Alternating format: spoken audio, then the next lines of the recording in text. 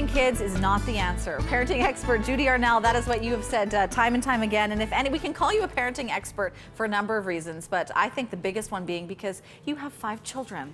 I do. Yeah, you certainly do. So you've learned a lot of things over the last, couple of decades, I'm sure. So when you say that's the really thing that you stress upon is that punishing kids isn't the answer. So why is that for starters?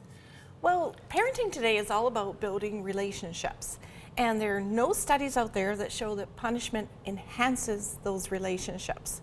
And it's becoming a little passé in that if you don't punish your partner or your boss or your mother-in-law or neighbor, why do you do it to your kids to get the behavior you want? So when you talk punishment, what are we referring to? Because I know timeouts have been kind of ex-nate as of late and said, you know, you should be thinking about time-ins. That's something you've been a supporter of. Exactly. So timeouts, consequences is a big one in the school age teen years. Taking away privileges, cell phones. All the things we shouldn't be doing. Yes. So then what are we supposed to do? Because if not, then I would think we would just have a world of selfish little humans running around everywhere getting away with murder, practically. Well, first thing is learning child development. So knowing what to expect, whether it's a discipline issue or a development issue. So if there's a stat out there that 43% of parents think that children have self-control by age 3, when according to brain development, it's age 5. So what to do instead is under 3, you want to redirect, child-proof, and over age 3, you want to problem solve.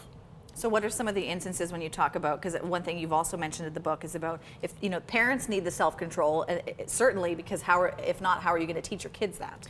Absolutely. Kids need somebody in control, right?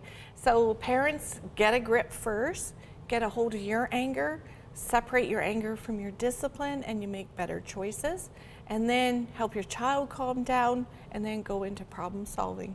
So for someone like me who was not born with a ton of patience, and I hope there are many parents at home who can agree with me so I'm not alone, what do you suggest to parents with like that, like me? Not many people are born with a ton of patience. Good. So it's an acquired skill.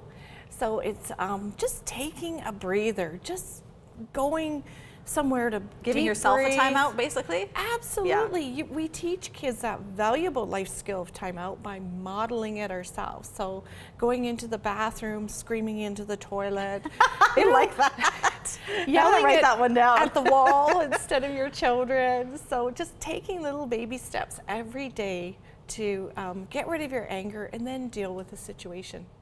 So we've heard about the helicopter parents before and tiger moms. There's all these labels for parents nowadays. So you talk about submarine parenting. So what's that? So submarine parenting is looking at what's happening with the child underneath the behavior, right? So it's like kids are like icebergs. The tip is the behavior, but going underneath and looking at what do they need, what are they feeling, and addressing that.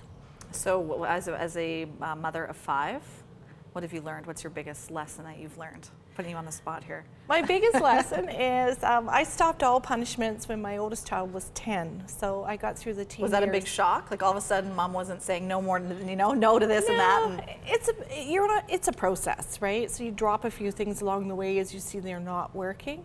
And my kids today say that was a really good thing. They really feel like they were treated like people. Human beings. Imagine that. Yeah. Imagine that. Well, thank you so much, Judy. If you want to hear more from Judy, we've got that Parenting with Patience book, and then also she'll be at the Mom, Pop, and Tots Fair with, she'll be speaking at 11:30 today and then 2 o'clock tomorrow. Head to our website at breakfasttelevision.ca. I've learned so much this morning. Okay, it seems doable. Thank you very much, Judy. Thank you. Breakfast Television continues at the top of the clock with news, weather, and traffic.